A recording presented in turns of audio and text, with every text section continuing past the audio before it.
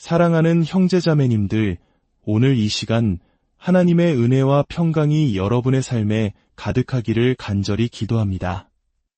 오늘 우리가 함께 나눌 말씀이 여러분의 영혼에 깊은 울림을 주고 세상의 풍파 속에서 든든한 다이 되기를 소망합니다. 혹시 이 귀한 말씀을 더 많은 영혼들과 함께 나누기를 원하신다면 구독과 좋아요를 통해 이 복음의 통로를 축복해 주십시오. 여러분의 작은 손길 하나하나가 누군가에게는 절실한 위로와 희망의 빛이 될 수 있습니다. 주님의 이름으로 여러분을 축복합니다. 우리가 하나님으로부터 받은 소명을 온전히 이루기 위해 무엇이 필요할까요? 저는 오랫동안 이 질문에 대해 연구하고 묵상해 왔습니다. 그리고 그 모든 필요 조건이 단 하나의 표현으로 요약될 수 있다는 결론에 이르렀습니다. 그것은 바로 하나님을 향한 순전한 마음입니다. 만일 우리의 마음이 세상과 하나님, 두 주인을 섬기며 나뉘게 된다면 우리는 결코 하나님께서 예비하신 길을 끝까지 걸어갈 수 없을 것입니다. 오늘 우리는 세상의 본질에 대해 이야기하고자 합니다. 성경은 세상이 정욕으로 인해 부패했다고 분명히 선언합니다. 베드로후서 1장 3절과 4절 말씀을 함께 살펴보겠습니다. 그의 신적인 능력이 생명과 경건에 속한 모든 것을 우리에게 주셨으니 이는 자기의 영광과 덕으로서 우리를 부르신 이를 암으로 말미암음이라 이로써 그 보배롭고 지극히 큰 약속을 우리에게 주사 이 약속으로 말미암아 너희가 정욕 때문에 세상에서 썩어질 것을 피하여 신성한 성품에 참여하는 자가 되게 하려 하셨느니라. 어쩌면 이 말씀이 어떤 분들에게는 새로운 소식처럼 들릴지도 모르겠습니다. 우리는 이미 하나님께 무엇을 더 달라고 간구할 필요가 없을지도 모릅니다. 왜냐하면 하나님께서는 이미 우리에게 생명과 경건에 속한 모든 것을 주셨기 때문입니다. 그 모든 것은 우리 주 예수 그리스도를 아는 지식 안에 담겨 있습니다. 하나님께서는 그 지식을 통해 우리에게 보배롭고 지극히 큰 약속들을 주셨습니다. 우리가 필요한 모든 공급은 바로 이 약속들 안에 있습니다. 그러므로 우리는 더 많은 것을 구하기보다 이미 주신 하나님의 약속들을 발견하고 그것을 믿음으로 붙잡아야 합니다. 그런데 말씀을 들어보십시오. 이 약속들을 통해 우리는 세상의 부패를 피하고 마침내 하나님의 신성한 성품에 참여하는 자가 될 수 있다고 합니다. 이것이 바로 우리를 향한 하나님의 거룩한 계획이자 운명입니다. 하나님의 말씀을 우리 안에 더 많이 채울수록 우리는 하나님의 성품을 더 많이 닮아가게 됩니다. 그리고 우리 안에 하나님의 성품이 자라날수록 세상의 부패가 설 자리는 점점 더 줄어들게 됩니다. 왜냐하면 신성한 본성은 부패와 결코 공존할 수 없기 때문입니다. 성경은 그 부패가 정욕을 통해 세상에 들어왔다고 말합니다. 신약 성경에서 정욕이라는 단어는 매우 구체적인 의미를 가집니다. 그것은 바로 왜곡된 욕망, 비뚤어진 갈망을 뜻합니다. 본래 인간은 선한 욕망만을 가지고 창조되었습니다. 그러나 창조주께 등을 돌리고 반역했을 때 그 선한 욕망들은 뒤틀리고 말았습니다. 그리고 그 왜곡된 욕망을 채우려 할 때 인간은 부패의 길로 들어서게 된 것입니다. 오늘날 우리가 사는 세상을 보십시오. 왜곡된 욕망으로 인해 얼마나 명백하게 썩어가고 있습니까? 주위를 둘러보면 수많은 사람들이 자신의 몸을 파괴하는 무의미한 일들을 행하고 있습니다. 그 근원에는 바로 이 뒤틀린 욕망이 자리 잡고 있습니다. 예를 들어 흡연을 생각해 볼까요? 저는 흡연하는 분들을 정죄하지 않습니다. 오히려 안타까운 마음이 큽니다. 하지만 흡연하는 모든 사람은 스스로를 파괴하고 있다는 사실을 부인할 수 없습니다. 왜 사람들은 자신의 몸을 해치는 담배를 피우고 싶어 할까요? 그것이 바로 왜곡된 욕망, 즉 정욕의 한 형태이기 때문입니다. 그리고 그 결과는 무엇입니까? 폐암, 설암과 같은 끔찍한 질병, 즉 부패입니다. 성경이 얼마나 현실적인지 보십시오. 성경은 결코 뜬구름 잡는 이론을 말하지 않습니다.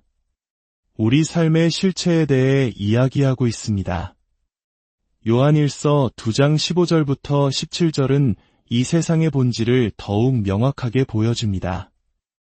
이 세상이나 세상에 있는 것들을 사랑하지 말라. 누구든지 세상을 사랑하면 아버지의 사랑이 그 안에 있지 아니하니. 이는 세상에 있는 모든 것이 육신의 정욕과 안목의 정욕과 이생의 자랑이니 다 아버지께로부터 온 것이 아니요 세상으로부터 온 것이라. 이 세상도 그 정욕도 지나가되 오직 하나님의 뜻을 행하는 자는 영원히 거하느니라. 아버지와 세상은 결코 함께할 수 없습니다. 세상을 사랑하는 마음과 아버지를 사랑하는 마음은 우리 안에 동시에 존재할 수 없습니다. 야고보서가 말했듯 세상과 벗이 되는 것은 곧 하나님과 원수가 되는 것입니다.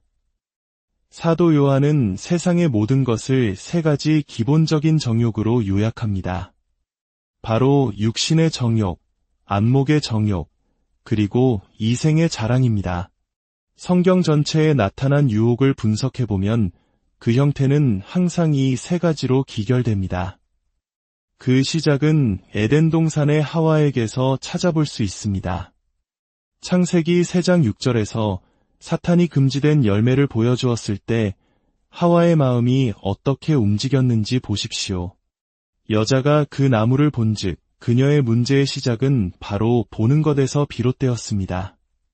그녀는 하나님의 말씀을 믿는 믿음의 영역에서 벗어나 눈에 보이는 감각의 영역으로 옮겨갔습니다. 이것이 바로 인류 타락의 시작점이었습니다. 그렇다면 다시 돌아갈 수 있는 유일한 길은 무엇일까요? 바로 그 반대입니다.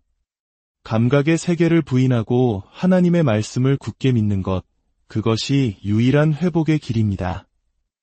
여자가 그 나무를 본즉 먹음직도 하고 보암직도 하고 지혜롭게 할 만큼 탐스럽기도 한 나무인지라. 여기에 세 가지 기본적인 유혹이 모두 담겨 있습니다. 먹음직하다는 것은 육신의 정욕입니다. 보암직하다는 것은 안목의 정욕입니다. 지혜롭게 할 만큼 탐스럽다는 것은 바로 이생의 자랑, 즉 자신을 높이고자 하는 교만한 마음입니다. 유혹의 본질을 깊이 들여다보면 그 시작은 악을 행하려는 것이 아니었습니다. 하나님처럼 되고자 하는 것이 무엇이 잘못되었겠습니까? 우리 모두는 하나님을 닮기 원해야 합니다. 그렇다면 유혹의 핵심은 무엇이었을까요? 이것은 매우 중요합니다. 바로 하나님으로부터 독립하려는 욕망이었습니다. 이것이 바로 죄의 본질입니다. 당신의 마음속에 하나님으로부터 독립하여 스스로 살아가려는 욕망이 꿈틀거리고 있다면 당신은 매우 위험한 상태에 있는 것입니다. 이 우주의 그 어떤 피조물도 창조주로부터 독립할 권리를 가지고 있지 않습니다. 그들은 지식을 통해 독립을 얻을 수 있다고 생각했습니다. 암에 대한 욕구 자체는 잘못되지 않았습니다. 그러나 하나님으로부터 독립하여 스스로의 주인이 되고자 하는 욕망이 그들 문제의 핵심이었습니다. 그리고 저는 오늘날에도 이 뿌리 깊은 독립의 욕망과 씨름하지 않은 채 살아가는 수많은 크리스천들을 알고 있습니다. 하나님 없이도 내 삶을 충분히 꾸려나갈 수 있어. 정말 위급한 상황이 닥치면 그때 기도하면 되지. 이것이 바로 이생의 자랑입니다. 어떤 사람들에게 성령님은 마치 119 구급차와 같습니다. 자신의 힘으로 아무것도 할 수 없을 때가 되어서야 비로소 기도합니다. 그러나 우리는 그렇게 살도록 설계되지 않았습니다. 우리는 매 시간, 매 순간 하나님의 영이신 성령님께 의지하며 살아가도록 창조되었습니다. 이 세 가지 유혹은 예수님께서도 동일하게 겪으셨습니다. 사탄은 먼저 이 돌들로 떡을 만들라고 유혹했습니다. 이것이 무엇입니까? 육신의 정욕입니다. 하나님의 말씀에 순종하기보다 당장의 배고픔을 해결하라는 유혹입니다. 우리 교회 안에서는 종종 알코올 중독은 심각하게 여기면서도 탐식은 너그럽게 용납하는 이상한 경향이 있습니다. 하지만 본질적으로 그 둘은 다르지 않습니다. 둘 다 치명적인 죄입니다. 어쩌면 과식이 알코올보다 더 빨리 사람을 죽음에 이르게 할지도 모릅니다. 우리의 전통과 편견이 얼마나 진실을 가리는지 놀라울 따름입니다. 누가복음 4장에 기록된 두 번째 유혹에서 마귀는 순식간에 천하만국과 그 모든 영광을 예수님께 보여주었습니다. 이것은 안목의 정욕입니다. 그 화려함과 찬란함, 진주와 다이아몬드와 온갖 사치스러운 것들을 상상해 보십시오. 마귀는 말합니다. 내게 절하기만 하면 이 모든 것을 내게 주리라. 예수님은 참된 메시아셨습니다. 그러나 거짓 그리스도가 나타날 때 그는 아마 이 거래에 응할 것입니다. 그는 사탄에게 엎드려 경배하고 그 대가로 세상의 모든 것을 얻게 될 것입니다. 참된 그리스도와 거짓 그리스도의 차이는 바로 이것입니다. 한 분은 사탄에게 무릎 꿇지 않으셨고 다른 하나는 무릎을 꿇을 것입니다. 그리고 세 번째 유혹, 성전 꼭대기에서 뛰어내리라. 이것은 당신이 가진 능력을 과시하여 기적을 행하라는 유혹이었습니다. 당신의 영적인 은사를 자신을 높이는 데 사용하라는 것입니다. 오늘날 교회 안에서 이런 일이 일어나고 있습니까? 그 본질은 무엇입니까? 바로 교만입니다. 형제자매 여러분, 제가 가장 두려워하는 것이 있다면 그것은 바로 교만입니다. 잠언은 교만은 패망의 선봉이라고 말합니다. 저는 교만이라는 문을 통하지 않고는 그 어떤 오류도 교회 안에 들어올 수 없다고 믿습니다. 모든 종교적 오류의 동기는 교만입니다.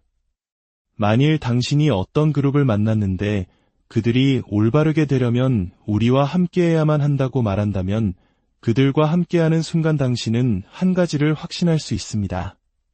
당신은 틀렸다는 것을 말입니다. 그들의 태도 자체가 이미 잘못되었기 때문입니다. 여기서 한 가지 흥미로운 사실을 짚고 넘어가고 싶습니다. 아담은 먹음을 통해 타락했습니다. 예수님은 금식을 통해 승리하셨습니다. 우리가 우리의 배, 즉 육신의 정욕을 다룰 때 우리는 죄의 뿌리를 다루게 되는 것입니다. 올바르게 행하는 금식은 죄라는 나무의 뿌리에 도끼를 대는 것과 같습니다. 이제 부패의 또 다른 속성에 대해 말씀드리고 싶습니다. 이것은 제게 마치 계시처럼 다가온 깨달음입니다. 부패는 되돌릴 수 없다는 것입니다. 한번 어떤 것이 썩기 시작하면 그 안에서 부패를 제거할 방법은 없습니다. 과일이든 고기든 마찬가지입니다. 탐스러운 복숭아를 선반 위에 일주일만 놓아두어 보십시오. 곧 시들고 색이 변하고 향기와 맛을 잃어버릴 것입니다.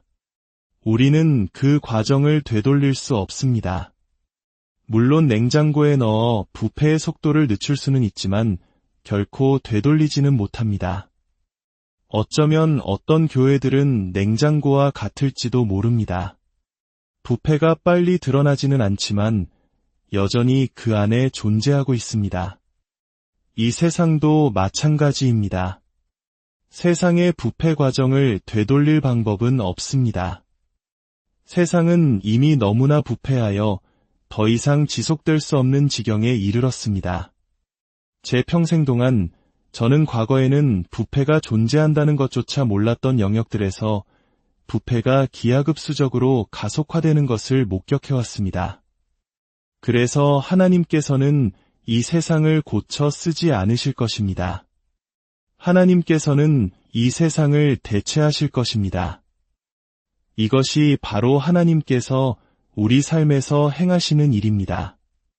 죄로 인해 부패한 우리에게 하나님께서는 내가 거듭나야 한다고 말씀하십니다. 새로운 시작이 필요하다. 나는 낡은 것을 꿰매지 않고 완전히 새로운 기원, 즉 신적인 기원을 가진 썩지 않는 신적인 생명을 가진 존재를 새롭게 시작할 것이다. 우리는 썩지 아니할 시 곧 하나님의 말씀으로 거듭나는 것입니다. 많은 사람들이 깨닫지 못하지만 이 세상에도 똑같은 일이 일어날 것입니다. 하나님은 이 세상을 개선하는 것이 아니라 완전히 새로운 세상으로 대체하실 것입니다. 마태복음 19장 28절에서 예수님은 제자들에게 이렇게 말씀하십니다. 내가 진실로 너희에게 이르노니 세상이 새롭게 되어 인자가 자기 영광의 보좌에 앉을 때에 나를 따르는 너희도 12보좌에 앉아 이스라엘 12지파를 심판하리라. 언제 이 일이 일어납니까? 세상이 새롭게 될 때, 즉 거듭날 때입니다. 개인뿐만 아니라 이 세상 전체가 하나님의 나라에 들어가기 위해서는 새로운 탄생이 필요합니다. 낡은 시대는 지나가고 있습니다. 하나님은 낡은 것을 수선하지 않으시고 그것을 대체하실 것입니다. 새로운 질서가 이 땅에 태어날 것입니다. 그리고 예수님께서는 어떤 징조들을 보면 그것이 바로 해산의 고통인 줄 알라고 말씀하셨습니다. 저는 우리가 바로 그 해산의 고통의 시대에 살고 있다고 믿습니다. 한 젊은 남자가 아름다운 여인과 결혼하여 아내가 임신을 했습니다. 9달이 지나 아내가 진통을 느끼기 시작할 때 남편은 이 진통 좀 어떻게 없앨 수 없을까? 라고 말하지 않습니다. 그는 아내를 병원으로 데려가고 진통이 그 과정을 거쳐야만 한다는 것을 압니다. 왜냐하면 그 고통 끝에 무엇이 기다리고 있는지 알기 때문입니다. 바로 새 생명의 탄생입니다. 마찬가지로 우리는 이 세상을 다시 봉합할 수 없습니다. 세상은 지금 해산의 고통을 겪고 있습니다. 그 고통을 되돌리려는 시도는 어리석습니다. 우리가 할 수 있는 일은 오직 새로운 탄생을 위해 기도하며 준비하는 것입니다. 하나님께서는 이 세상에 속하지 않은 나라를 세우고 계십니다. 요한복음 18장 36절에서 예수님은 빌라도에게 말씀하셨습니다. 내 나라는 이 세상에 속한 것이 아니니라. 만일 내 나라가 이 세상에 속한 것이었더라면 내 종들이 싸워 나로 유대인들에게 넘겨지지 않게 하였으리라. 이제 내 나라는 여기에 속한 것이 아니니라. 하나님의 나라는 이 세상으로부터 온 것이 아닙니다. 따라서 크리스천들은 하나님의 나라를 세우기 위해 세상적인 방법으로 싸워서는 안 됩니다. 하나님의 나라는 인간의 싸움으로 오는 것이 아니라 탄생을 통해 옵니다. 그렇다면 이 악한 세상 속에서 끊임없는 압박과 유혹에 노출된 우리는 어떻게 해야 할까요? 하나님의 해답은 무엇일까요? 저의 대답은 이것입니다. 하나님의 유일한 해답은 십자가이며 다른 해답은 없습니다. 이 세상의 악과 압박과 요구에 대한 유일한 해결책은 우리 삶에 예수님의 십자가를 적용하는 것입니다. 갈라디아서 5장 24절은 말합니다. 그리스도 예수의 사람들은 육체와 함께 그 정욕과 탐심을 십자가에 못 박았느니라. 이것이 바로 크리스천의 정의입니다. 어떤 교단의 이름도 장로교인이나 감리교인이라는 명칭도 아닙니다. 그리스도께 속한 자들의 표식은 바로 이것입니다. 그들은 자신의 정욕과 탐심을 십자가에 못 박은 사람들입니다. 로마서 6장 6절은 우리의 옛사람이 예수와 함께 십자가에 못 박혔다고 말합니다. 이것은 역사적 사실입니다. 예수님께서 십자가에서 돌아가셨을 때 우리 안에 있는 죄인, 즉 우리의 옛사람이 함께 심판을 받은 것입니다. 그러나 이 역사적 사실이 우리 각자의 삶에 개인적으로 적용되어야 합니다. 그리스도께 속한 자들은 자신의 육체를 십자가에 못 박았습니다. 그들은 십자가 위에서 예수님과 함께 자신의 자리를 찾은 사람들입니다. 그들은 사도 바울처럼 이렇게 고백합니다. 내가 그리스도와 함께 십자가에 못 박혔나니 그런즉 이제는 내가 사는 것이 아니요 오직 내 안에 그리스도께서 사시는 것이라. 이것이 바로 개인적인 신앙 고백입니다. 십자가에는 여러 측면이 있습니다. 하나님께서 십자가를 통해 우리를 위해 행하신 일이 있습니다. 우리는 모두 그것을 기뻐합니다. 그러나 거기서 이야기가 끝나지 않습니다. 또 다른 측면은 십자가가 우리 안에서 행해야 하는 일입니다. 우리의 옛 본성이 죽어야 합니다. 예수님께서는 누구든지 나를 따라오려거든 자기를 부인하고 자기 십자가를 지고 나를 따를 것이니라고 말씀하셨습니다. 당신의 십자가는 무엇입니까? 첫째, 그것은 당신의 뜻과 하나님의 뜻이 교차하는 지점입니다. 둘째, 그것은 당신이 죽는 장소입니다. 십자가를 고문과 처형의 도구로 볼 수도 있고 해방과 자유의 길로 볼 수도 있습니다. 로마서 7장 마지막에서 바울은 오호라 나는 곤고한 사람이로다. 이 사망의 몸에서 누가 나를 건져내랴라고 탄식한 후 우리 주 예수 그리스도로 말미암아 하나님께 감사하리로다 라고 외칩니다.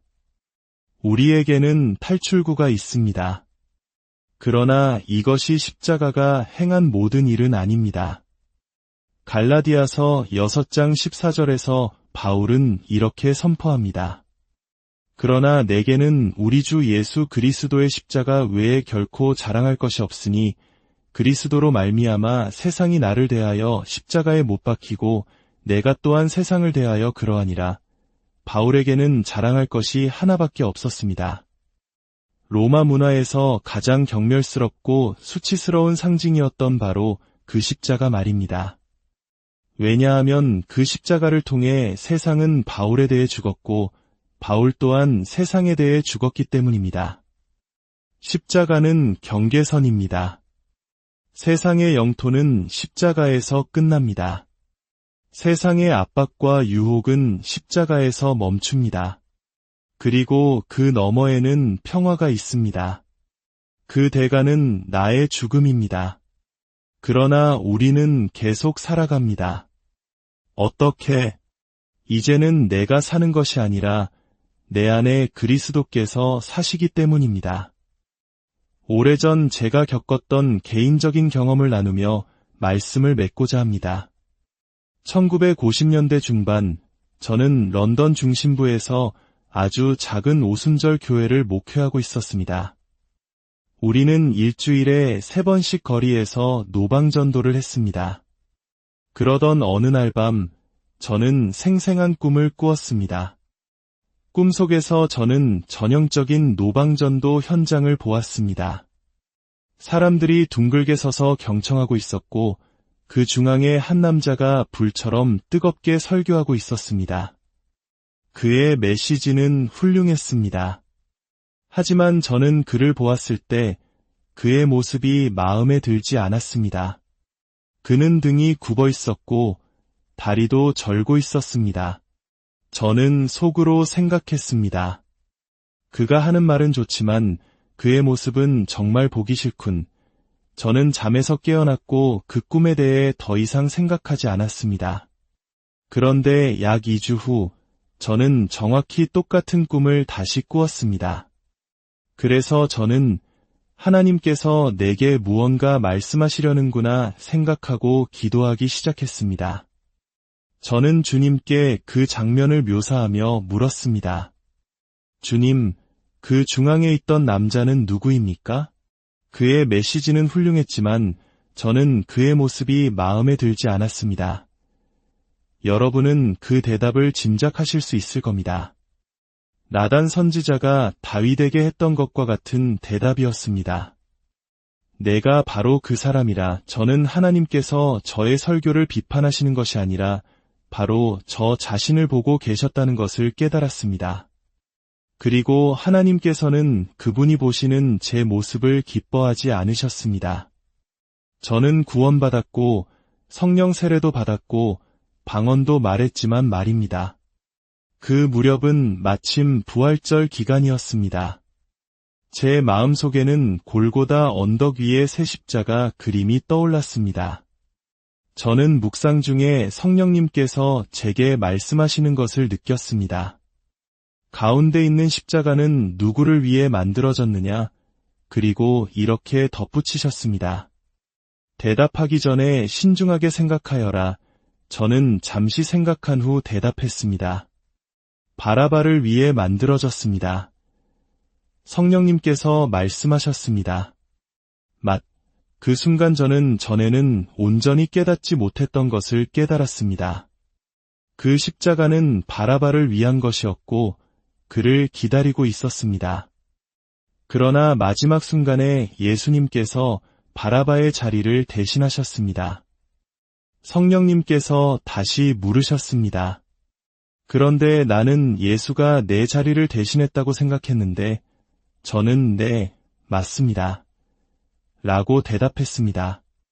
그러자 성령님께서 말씀하셨습니다. 그렇다면 내가 바로 바라바여야만 한다. 저는 보았습니다. 제가 바로 그 십자가가 만들어진 이유였던 범죄자라는 것을 말입니다.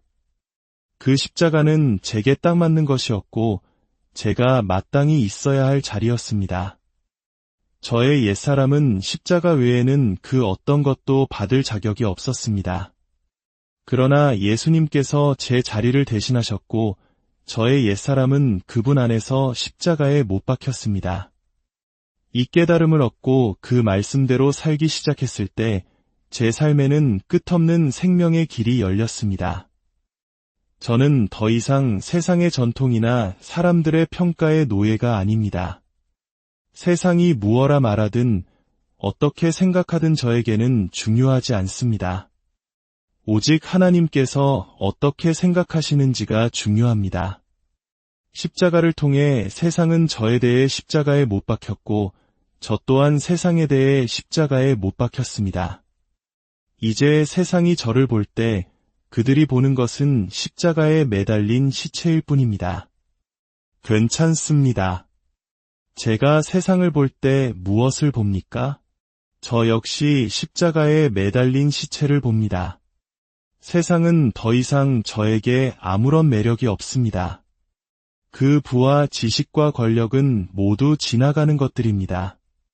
사랑하는 형제자매 여러분, 여러분은 육신과 세상의 노예 생활에서 해방되기를 원하십니까? 유일한 탈출구는 십자가뿐입니다. 십자가가 없었다면 우리는 영원히 노예로 살았을 것입니다. 고통스러운 길일 수 있습니다. 그러나 성경은 놀라운 사실을 말합니다. 육체의 고난을 받은 자는 죄를 그쳤음이니 이제 여러분 각자가 결단할 시간입니다. 오늘 밤 이후로 십자가가 여러분의 삶에 어떤 영향을 미치게 할 것인지 스스로 결정하십시오. 저는 저의 선택을 했습니다. 세상 등지고 십자가 보내. 아무도 나를 따르지 않아도 난 주를 따르리. 잠시 침묵 속에서 여러분의 삶에서 십자가는 어떤 의미인지 묵상하는 시간을 갖겠습니다. 주님의 은혜가 여러분 각